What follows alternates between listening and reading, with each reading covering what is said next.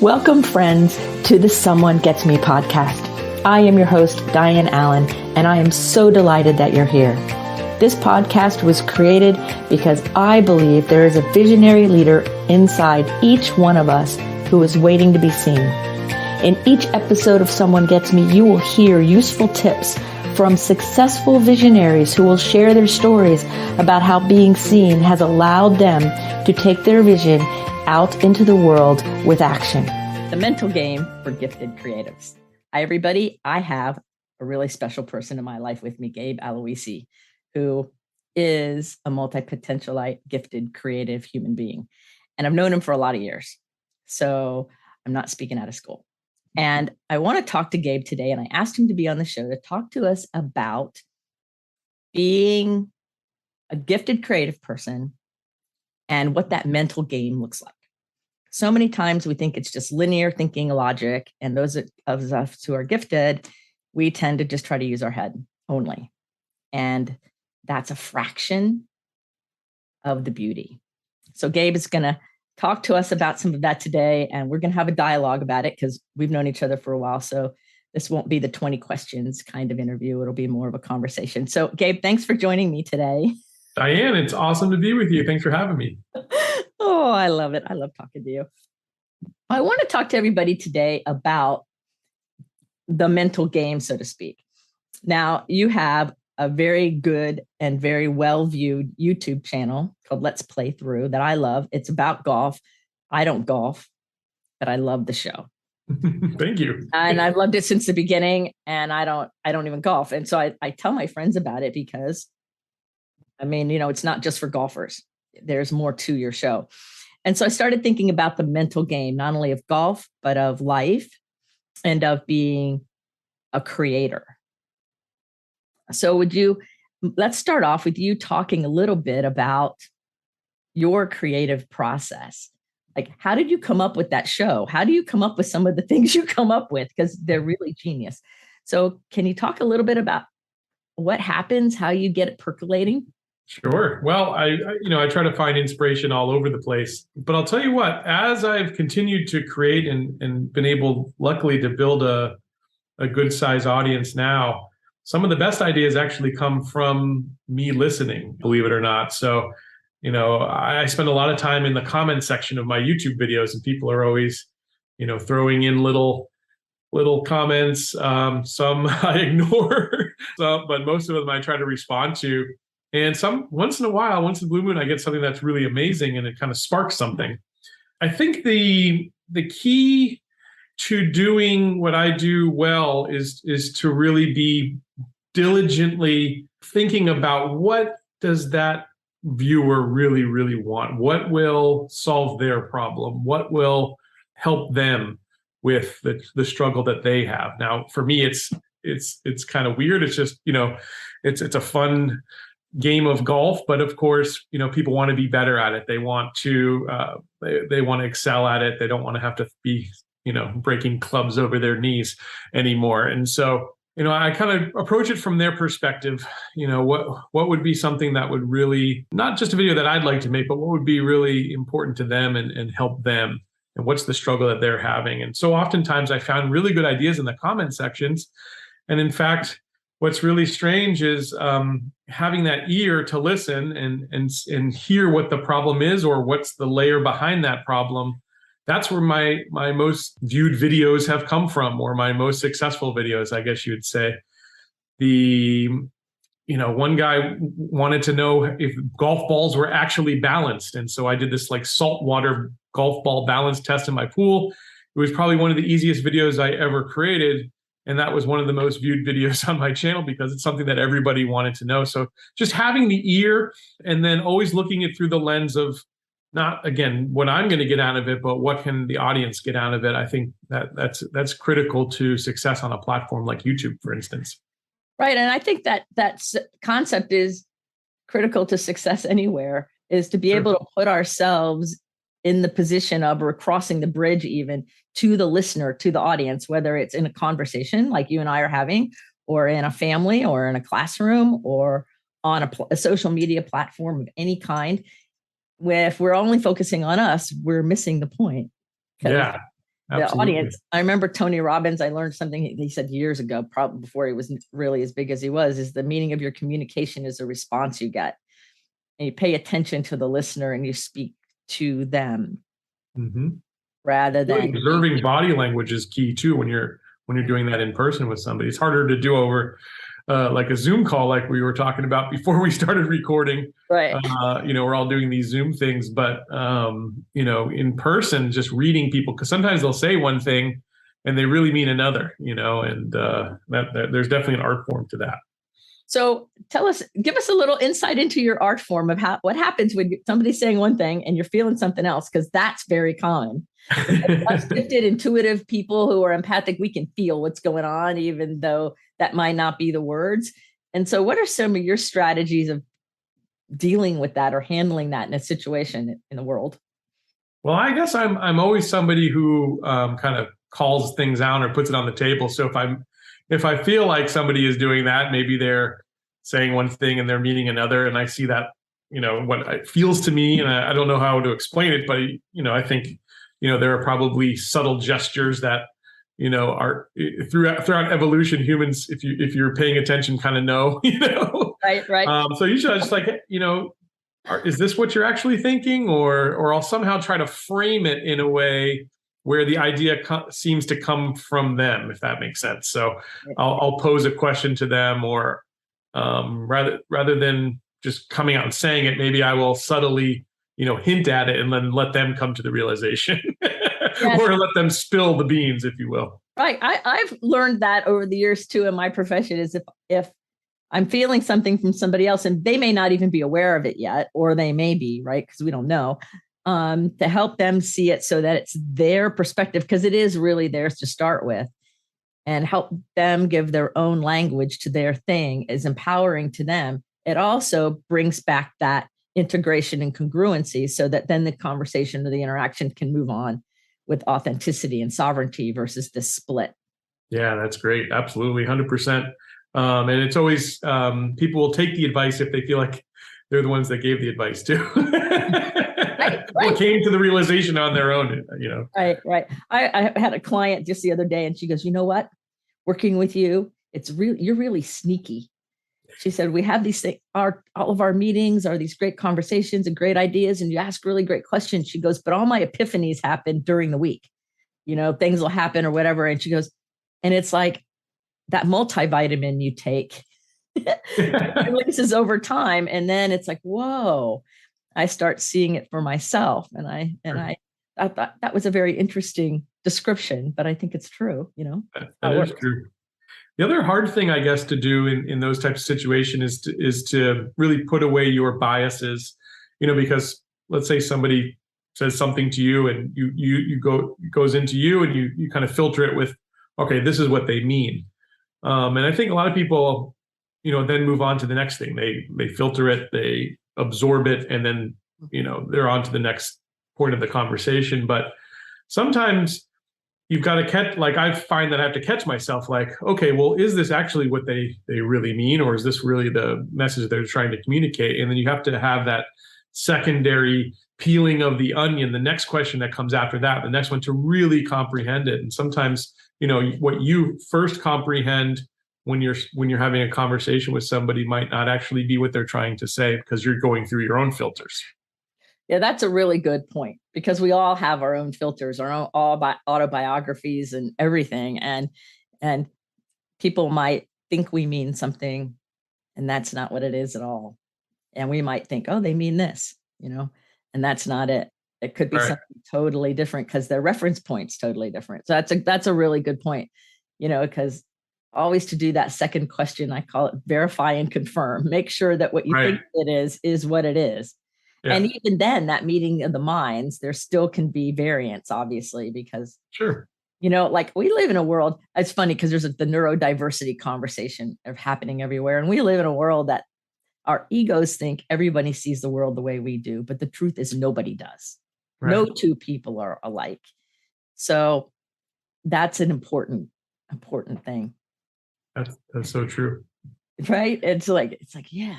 So what about the whole idea of like emotion and feeling? Because, a lot of, we live in a culture where, men aren't really allowed to have too many feelings, because if they do, there's something wrong with them. It's getting better, but it's still not great.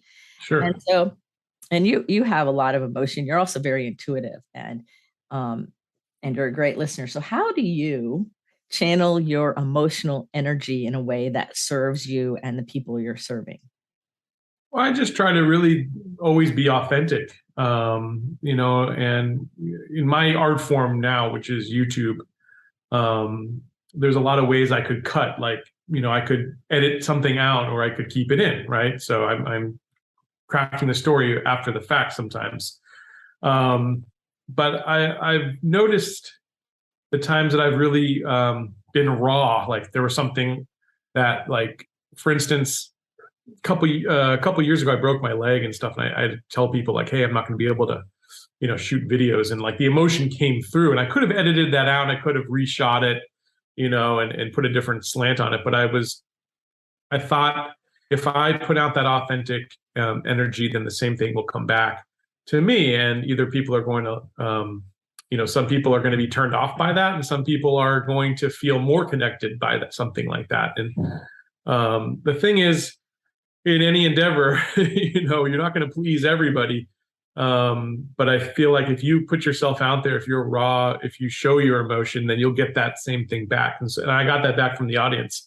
And the times I've done that on the channel, and I've shown some sort of emotion, whether it was sadness or fear or anxiety or whatever the case may be in those videos, I've often gotten some of the best stories back, and those people then become probably the most hardcore fans of the channel, because they feel like we've got a bond, because we've experienced similar things. So I think that anytime you're nervous to do something, it's probably a good thing to try it. I know you've said, I've been to some of your seminars and some of your workshops and retreats and things, and and one of the things I always have in my mind that you say is, if you're asking the question, the answer is yes. That's right. I think that's so true. So when I think about that when I'm making videos, like, if should I show people this side of me, or should I should I let them in on this thing that I kind of hold as a secret? But every time I've ever done that and said yes to that, it's generally come back in a really good way. Oh, that's cool. So now I have a secondary question about this. Now you've got my curiosity. Okay, sure. It totally makes sense that when you share the vulnerable kind of fear or pain and all of that, because I remember when you broke your leg, and that makes sense that people would gravitate toward that and bond. So when you show that part of you that's inspired and uplifted and doing something really cool, because you're an adventure type dude. All anybody has to know is if Gabe's around, there's an adventure happening. For good or bad, yeah. For whatever kind you want to name it, it's gonna happen. But when you're showing those more joyful, happy, kind of inquisitive emotions, do you notice that same kind of audience engagement around the positive, happy, uplifting things is the things that are kind of trials and tribulations, or do you notice any kind of feedback difference in that? I'd say it's very similar. I mean, I think a lot of people watch my channel because really what's the core of my channel? Sure, I'm reviewing golf technology or something like that, but there's so many comments I get is I love your attitude on the golf course. I feel like we're, you're having so much fun out there. So like what I'm really doing at the core on my show is not necessarily talking about a gadget. I'm showing you what, the passion and love for this sport that other people who share that passion are also interested in. And I think that's really the ethos of the show. So yeah, I do. I get a lot of positive feedback about that. Certainly there's going to be haters too. Like, this guy why is he always smiling? Or why is he always so happy? But that's good, because you really need to filter those people out anyway. So it's better people put their cards out on the table and who's in your corner and who's not. Right. It's like they're telling on themselves. Yeah, exactly. I still remember one show you did. I don't remember the name of the show, but I remember the scene where you're golfing on the beach in Dubai. And it was Oman, but yeah, I know what you're or talking wherever you were. And I'm like, what is this? And I still remember that. I don't even remember anything about the rest of the show, tell anybody the title of it, but it makes me keep coming back because I never really quite know what's going to happen. And I love that creativity, that intelligence you put into it. It's not haphazard, even a little bit. And it's very creative. And I think for gifted people, that's an important thing to understand, that creativity is like cyclical. It comes and goes and we flow with it. It also kind of moves like water, but we also want to apply our intellect, the linear part, but it's the supporter. It's not the driver. That, at least that's the way I say it. Yeah. I love that analogy. So I want to talk to you about a movie I saw, The 7 Days in Utopia. That's not it wasn't a very big movie, but I liked the movie a lot. And in there, the older legend is teaching the young kid who had a temper tantrum on the golf course, and it was epic, and it was all over the news, the whole thing. And he's teaching him how to shoot better, how to play better. And there were lots of lessons, but this particular one makes me think of you. And he had him sitting at an easel with the painting out, and they're going to paint how he's going to do the shot. So there was this big tree. He dropped the ball so that the hole was on the other side of the tree. And he said, now, what would you do? So the young kid gets up and he stands there like he has a club in his hand, though he didn't, and was like, okay, and was standing and motioning like, well, I would, whatever all the terms are, chip it that way, I think is what he said, and get it to go around the tree. And then the older guy said, okay, now draw it, paint it. And the lesson was you have to see the goal, you have to feel it, which I took to mean like an intuitive kind of feeling, like the emotion, gut, intuitive, like employ the body senses, the deeper senses. And then you have to trust.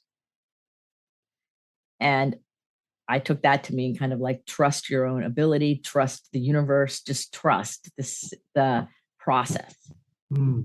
So could you please speak to that see, feel, and trust, and how that may or may not kind of fit into your creative way, or way somebody can start thinking about how they can like up their creative game in general and come out of their head a little bit? Well, I think with any creative endeavor, there's different ways to approach it. You can just start, you start with a blank page and you start creating, or you start with a plan in mind, and you know where you're going to go. Maybe if you're writing a book, you have an outline, or you've got if you're making a movie, you have a storyboard.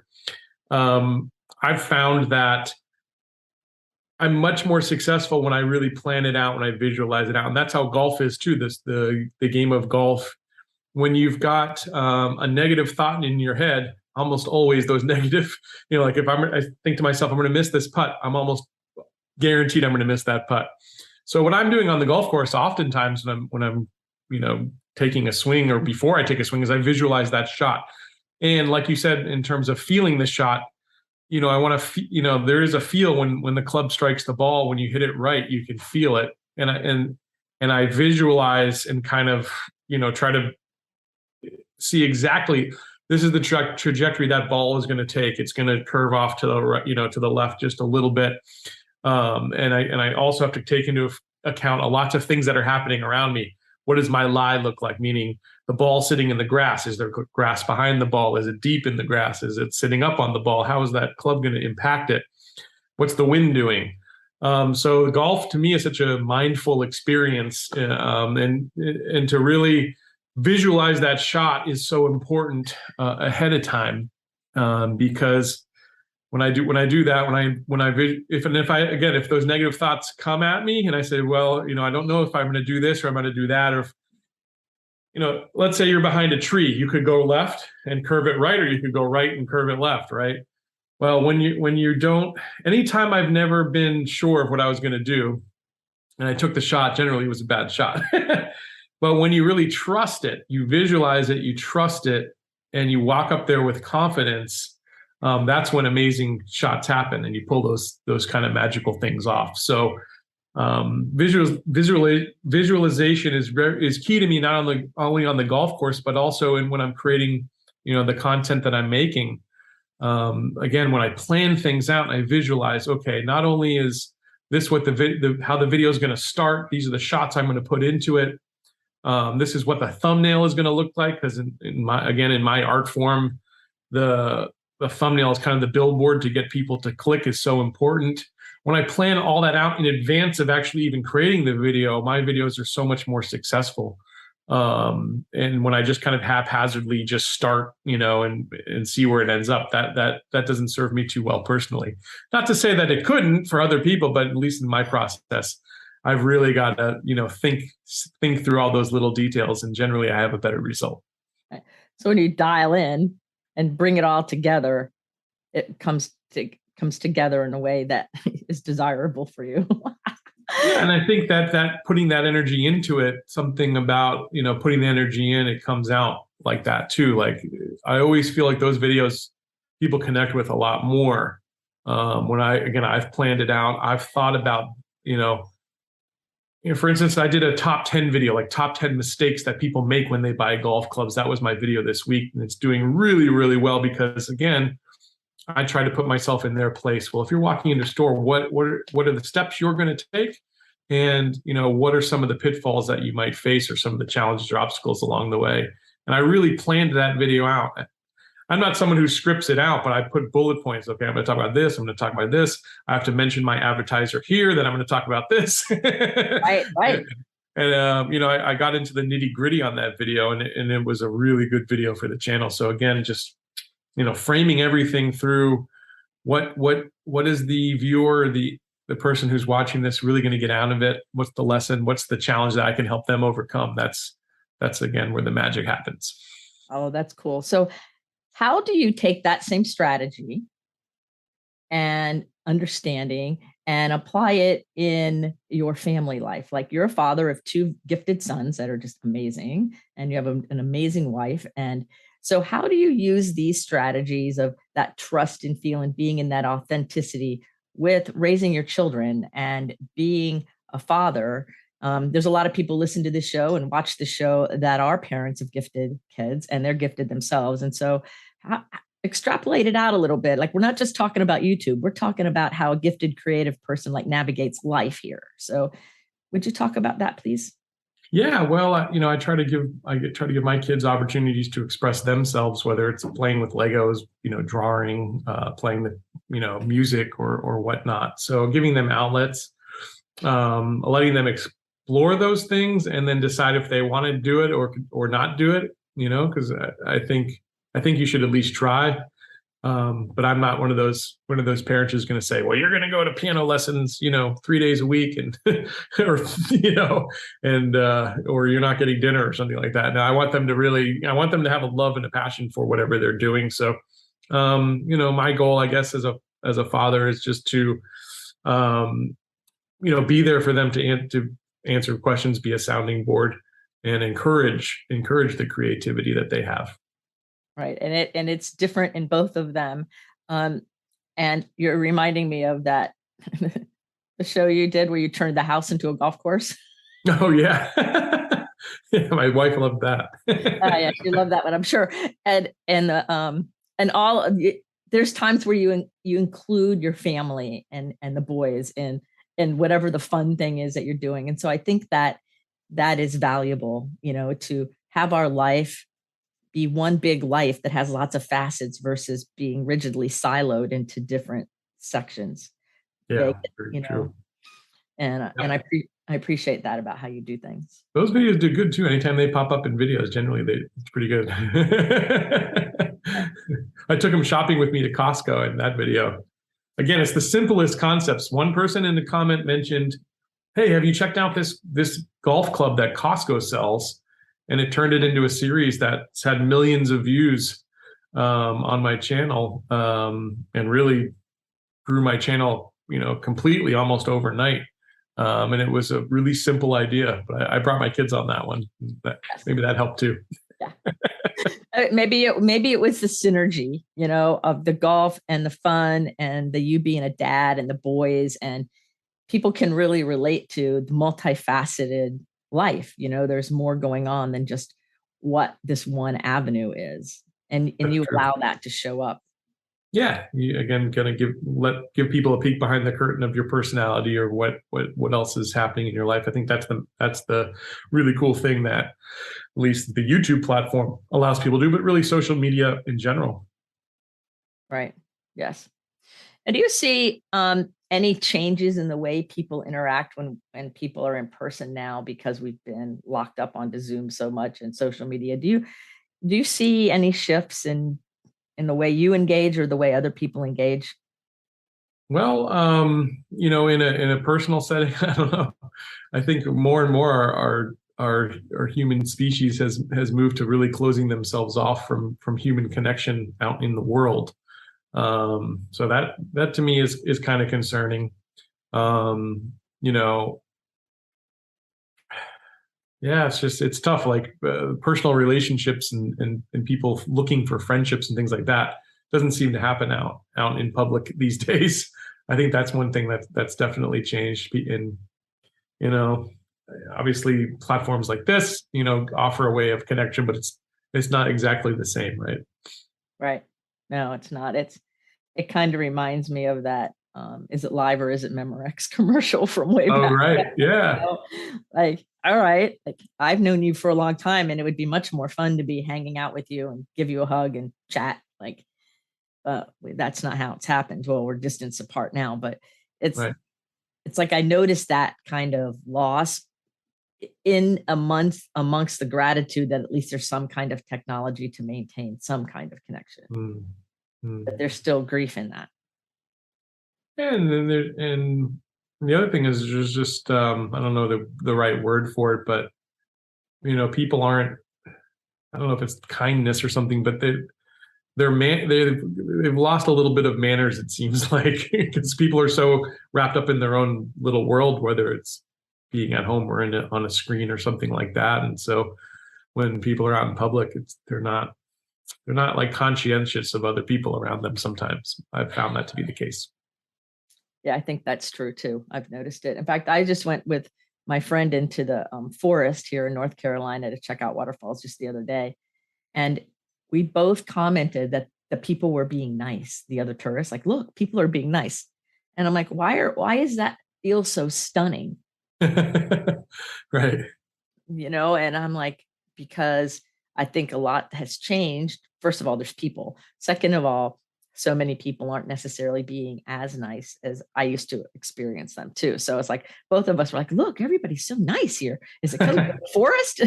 Right. Or I don't know what it is, but look, they're all being nice. We were just kind of laughing about it, like, oh, well, whatever. Something about nature that puts you in a good mood. It's really important. Mm-hmm. That's how I take my creative breaks. I like to go out and take a hike or something like that. That's you said that, you mentioned that I'm a kind of an adventurer, and the reason is I feel like that's something that I need to kind of recharge my creative battery. Yes. So I would love you to share a little bit about how you take care of yourself. Like, we know you like to have fun and adventure and things but what do you do to keep the batteries charged? Like on a real, like, down to earth personal level. I think a lot of people, especially men, they hear the word self-care and people imagine the word self-care is pedicures and manicures and get a massage. And that's maybe a piece of it for some people, but that's not what I'm talking about. Mm-hmm. And so how do you do it? How do you maintain your creativity and keep your batteries charged? You have a lot of responsibilities, your business, your family, friends. Yeah, I certainly I search for ways to on occasion disconnect, because I'm a person who's on a device a lot of times, and sometimes I just catch myself and I'm like, just put it down for a day, for a couple of days. Like I was in Ecuador, I basically turned my phone off for a week, and I texted my dad and a few other people who I knew would be worried if they didn't hear from me. And I was like, listen, I'm turning my phone off, and you're not going to hear from me, but and that was actually really nice to like kind of unwind from that kind of stuff and just disconnect. So I do that. I think consuming other creators' art forms is really important to me. So, I'm a person who loves the theater. I wish I could go more. I love to go to an art museum. I love to read a book, although I can't say I've read too many books recently, although I'm reading a really good one all of a sudden. And then, other, YouTube creators, I get a lot of ideas that help me charge my creative battery just by looking at other niches that I'm interested in, other hobbies that I'm interested in outside of golf. And I take some of those ideas and I weave them into my own channel. And I think that is one way that for me is kind of gets me out of the day-to-day that I'm in, and it kind of expands the creativity. Right. Yeah. I find that to be true too. It's like when I expand beyond like other things that I just love to talk about or do or think about that maybe aren't known to the to people, unless you know me pretty well. Mm-hmm. And that keeps my juices going, or I end up with ideas, and then I end up with lots of Post-it notes. I like Post-it notes. I'll tell you what I do that I wish I didn't do. I send myself emails. Yeah. Reminders. But see, I have all these. This is just from yesterday. Oh, wow. Of different things, but some of them only have one word on it, or a reminder, or something as it pops in my mind. And then I put it where it goes, whether it's something for the next book, or I'm doing a talk Friday, or whatever it is, so that it's captured, and then I can put it in its proper spot. I like that. Otherwise, the loop stays open, and I'm not sure if I got it all, or did I forget it, or what about this, or what about that? Right. Yep. I've been keeping a notebook of ideas for like videos, especially, but you could do this for anything. But it's just, and again, this is probably something that you talked about in one of your retreats, but you're going to get ideas. I get ideas all the time. Again, whether it's from watching other creators, whether it's from people leaving a comment, whether it's just from me thinking about what people are interested in. Some of those ideas are good. Some of those ideas are okay. Some of those ideas are amazing. Been trying to just like, when an idea comes, just write it down and then come back to that. And if I've ever got a week where maybe I don't have the content calendar or the videos that I'm going to create, and I know exactly what I'm going to create, then I go into that book of ideas, and then I see, well, what am I feeling like right now? Or, is what I wrote actually a good idea? Or should I go further down the list? I do that too. Do you ever write down an idea, and then when you go back and look at it, you can't remember for the life of you what it even means? Oh yeah, all the time. I don't even know what this says or what I was thinking, or I wrote it in chicken scratch. I can't even read my own handwriting. Right. It was important in the moment, though. But I think that's part of it for gifted people, like, because for fast thinking, all these ideas come, and then sometimes they kind of dissipate. We don't even know what we mean later or whatever. And I always teach, and I had to teach myself this first, is there's always more where that came from. So if I look at the list of 50 things and half of them don't make sense, there's more where that came from. There's always a constant flow. All we have to do is connect and allow it. That's that feeling and trusting part that helps us see. Like, I think that works out. So when we trust our intuition or the inspired ideas, or I call them elegant ideas, they show up, and then we can do something with them or not. And there's always more. I like that, because sometimes I think of it as a to-do list, but that's a better way to approach it. Always more. I used to think of it as a to-do list, and I stayed very stressed out because I am only so old, and I only have so much time in a day, and I'm not nearly as skilled at technology as you are. I told you the fun story before we started recording, and that's just one of them. So I have to really pay attention to those things. And so I'm like, you know what? I'm just going to make it. First of all, I call it a to-done list. Like when I write it down when I've done it. Nice. But I give myself permission to only do that which I'm inspired to do. Yeah, I like that. And not force it. Because I think if we force it, that challenges our authenticity.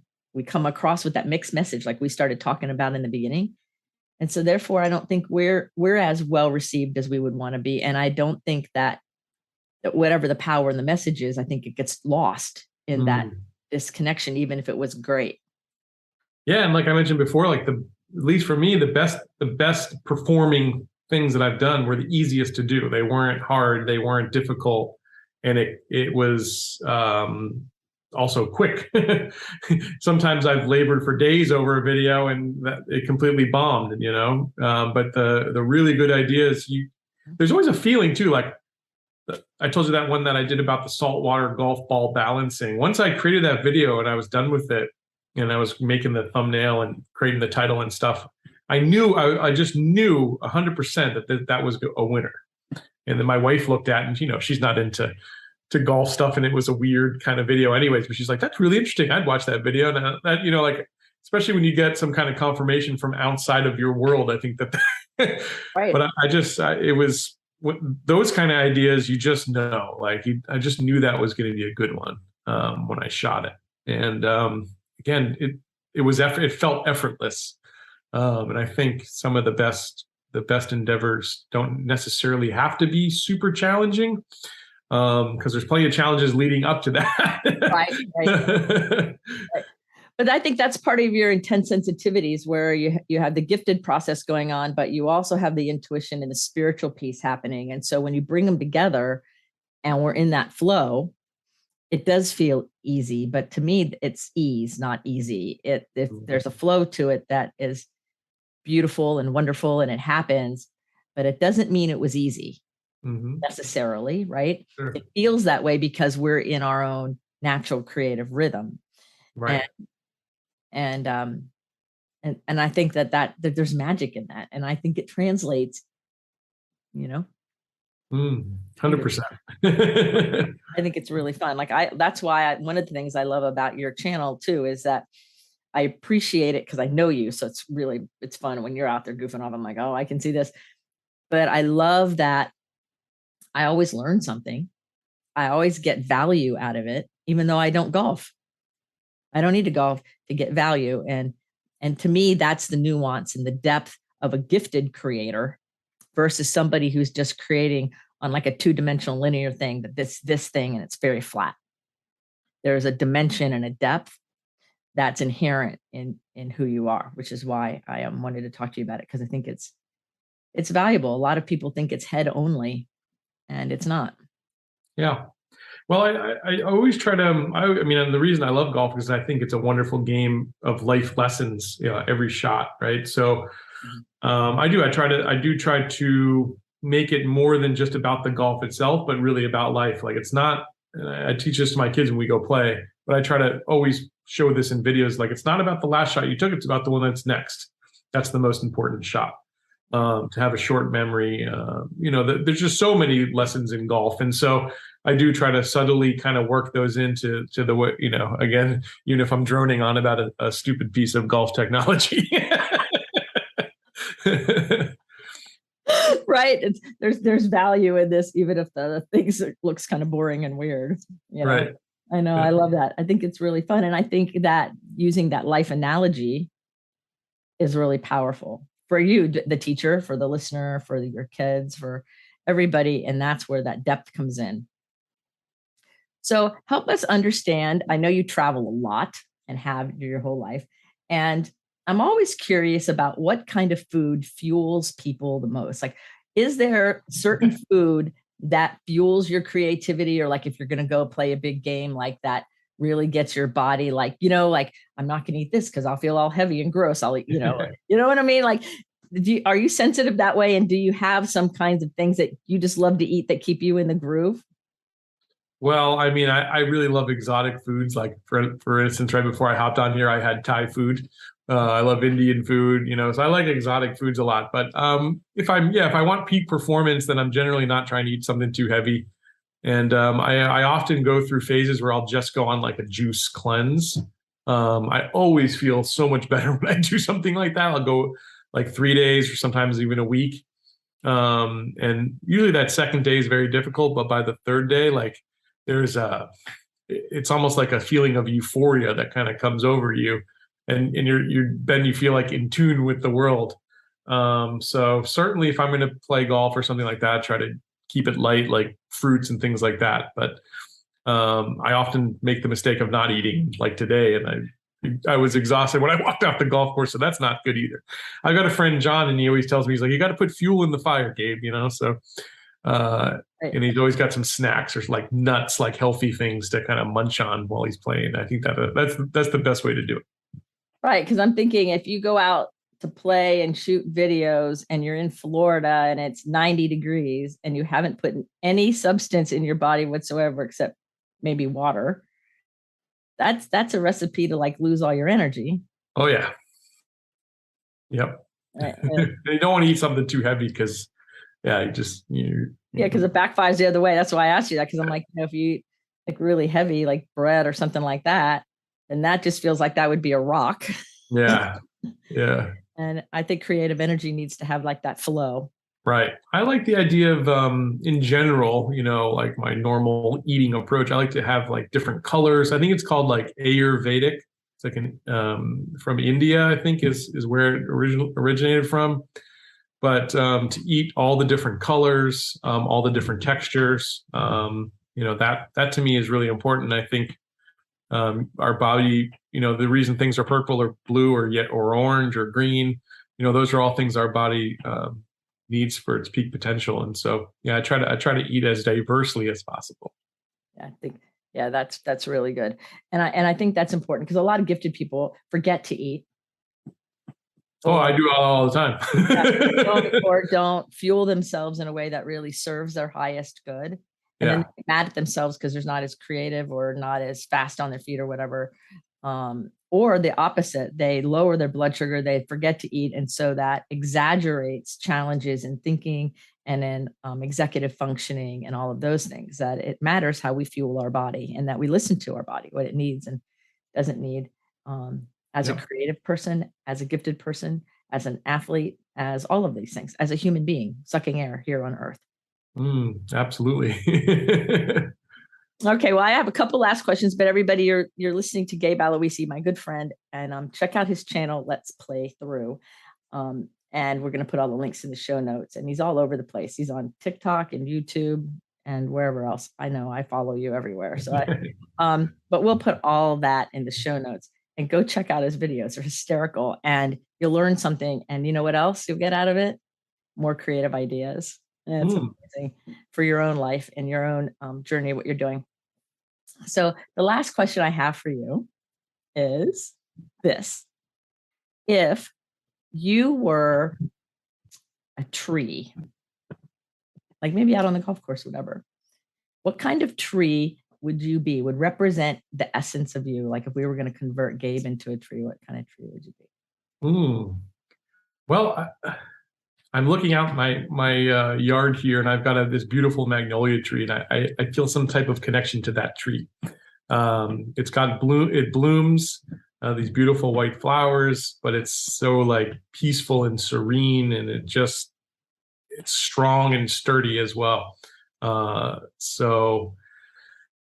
And it's something that people can sit on and lean on. Like it has these branches that are very like flat and long. My kids just kind of stand up or sit down on them and look at the lake or whatever. And I love that. So I like to think of myself as somebody people can lean on. Other creators always ask me my ideas, and I try to be very generous with, helping other people who are endeavoring to do something creative. I think a magnolia tree. That's beautiful. You brought me back in history because this is a story unrelated to golf, but it's related to magnolia trees. That when my mom and dad were first dating, and my mom called my dad at one point, and she said, "What are you doing?" He said, "I'm sitting under a magnolia tree, dreaming of you." Oh, and they were just first dating. And wow. And we had a magnolia tree in our yard, and we always got that story of the magnolia tree. And when you said that, I'm like, oh yes. I know. I saw your expression. and I love magnolia trees as well for the fact that they're sturdy, and I love the flowers. How the flowers are so delicate and the leaves are so strong. There's like all the same tree. Right. So that was really, really, really cool. So. The one last question. I said that was the last question, but I thought of another one. If somebody was endeavoring to create, because you are very generous about these things. If somebody was endeavoring to start letting their creative juices flow, because a lot of gifted people, they're in their head, they feel it inside, but they're afraid to like let it out. Do you have any suggestions of maybe some first steps to help give somebody permission to let that part of them show up? Sure. Well, I mean, using the word permission, I think is a powerful one. As you said, so many people they get wrapped up in planning, and they get and that's just kind of a way to avoid having to do the hard work. I mean, honestly, you've got to just try. And again, the world of YouTube, a lot of the bigger creators will say you've got to do 100 crappy videos before you've really earned the right to really make an impact on your audience. And I think that they're 100% correct. I've made now, I think 252 videos is the count. And I only know that because I got some email like, congratulations, you uploaded your 250th video on YouTube last week. But now I finally feel really comfortable. So it's a muscle you have to exercise to get good at. Any creative endeavor is. No one starts out being good. And we were talking about our kids earlier, and I use this with my son. He's been getting really frustrated trying to learn how to play the guitar. And, there's a beauty in the struggle, I think is really important. There's lots of lessons in the challenges that you have in the beginning, and no one gets to where they're at in any creative endeavor without making a lot of mistakes along the way. So you just have to be willing to start and sometimes see where that leads. As you know, Dianne, my channel started as something that it's not anymore. It completely evolved from where it began. So you can't do that if you don't actually hit record on the video camera, in my case, or put a paintbrush to the canvas, or to put pen to paper. Now, we spoke earlier about how it's great to plan, and I still think even in the beginning, try to plan a little bit and kind of see where it takes you. But in the beginning, you also just have to do more doing than thinking. And then once you really master your craft, you can think a little harder on on what it is. So yeah, it's just starting out, taking the first step and trying to. It's easy for me to say, I guess, now to say it, overcome your fear or something, but you just have to start. No one's gonna. In general, I think the world is filled with people who seek to understand and who are in general positive. I mean, certainly there's going to be haters, there's going to be trolls, there's going to be people who say you can't do it or whatnot. But I think, on average, there's mostly, people who are positive people out there. And there's going to be somebody who's dying to see what you do. And I think that's also an important thing, is if you don't put it out, if you don't create it, then there's someone out there who's missing it, who could really use it. And if you think of it that way, if you get outside yourself again and think about the person who will be consuming that piece of art, I think that's one way to get yourself over the fear of starting. Yes, I think those are very wise words. And you're reminding me of when I was working with people with mental illness, and I had this one guy, he used to always say, "Don't think about it, be about it." Nice. That's a good one. Go do it, right? And I'm right. Like, I think that's true. Like my show, this Someone Gets Me show, has completely changed from the very beginning. Yeah, you're doing video now. I'm doing video now and interviews. And when I first started, I wasn't doing interviews. Right. And the format has changed some. And I've changed a lot. So then who I have and what I'm doing is also different. So I think we have to give ourselves permission to just jump in and start. Because when I first started hearing about podcasting, you were there. And I'm like, okay, I'll do it. And I had no idea what I was getting into. If it wasn't for you being so generous and saying, do this, now do that, now do this. Well, I couldn't do that unless someone told me how to do that either. I was horrible when I first podcast. Well, I couldn't get like 2 sentences out without stumbling all over myself. Right. It was 5 years ago. I just had the 5-year memory of when I said that I was approved on Apple because you told me how to do it, and I did it, and it was so fast. I'm like, Gabe, it's so fast. But it's like you had to start somewhere. We all have to start somewhere, and we have to be willing to just be in the flow of the process and not judge ourselves today by what we did then, and to appreciate the journey.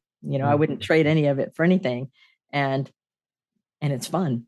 I think it's fun. I think it's fun to grow and change and evolve and bring cool ideas out of us into the world, because there's going to be that one, even if one person enjoys it or gets a benefit, it's good enough. Yeah. And if you don't do it, they wouldn't receive that. So I think that's powerful. It could be a powerful motivator. The other quick tip I'll say before we end this is that to put your deadline out there. I mean, I know you've done this in the past, but when I wrote my first book, I just told people, hey, I'm launching this book on this date. I hadn't even started writing it, but guess what? Like, if I wasn't going to be made a liar, then I had to actually make that deadline. So sometimes you got to force yourself and force the hand there that way. I do that with myself all the time. Like, okay, I'm going to have this done by this day. And I'm like, already then now I have to ante up and do it. and there's some magic in that, I think, sometimes, Certainly. Yep. All right. Well, Gabe, thank you so much for being on the show with us today. And thank you for your wisdom. Thank you for your friendship. Thank you for all the good that you put into the world, both through your family and your work. So thank you very much for being here. Thanks for doing this show, Dianne. Having me on. I appreciate it. You're welcome. Remember, everybody, put your face to the sun so the shadows fall behind you, because you're a rock star and you are here on purpose with a purpose. So go out there and let your light shine. Get about doing it. Don't just talk about it. See you next time. Thank you for listening. I trust you gained some valuable inspiration and information. Please join me and other visionaries in the Someone Gets Me Facebook group. Or for more information on my services and additional episodes, visit someonegetsme.com. Again, thanks for listening.